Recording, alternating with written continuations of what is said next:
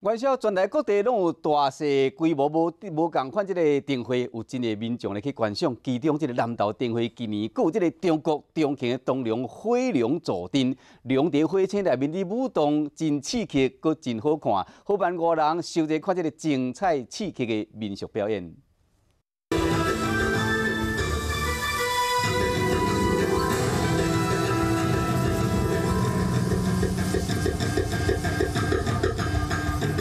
火车是生铁啊样的铁水龙，伫古典的音乐甲火河中舞动，产生真震撼的视觉效果。来自中国重庆的东龙火龙民俗表演，已经被列为非物质文化遗产。演出的时，佫会搭配水舞特技、水火交融的画面，吸引超过1万名的观众到现场观赏。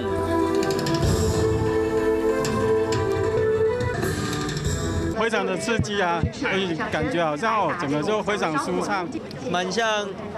流星这样掉下来一样啊。然后对，然后非常刺激。南投县政府因为重庆东龙火龙这2年来演出得到热烈的回应，今年特别加场，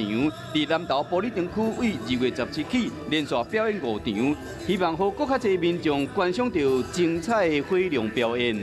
铜梁火龙啊，是600多年的非物主文化遗产留下来的啊，那么隆重的表演啊，所以我们台湾、我们的南投、我们所有今天啊在现场的这个好朋友啊，大家都非常的眼福哦。 南投玻璃灯区唔但有火龙的表演，还有各种小人狮、人灵甲火舞团的表演。和南投灯区会使看火龙、观水舞，佫会使赏花灯。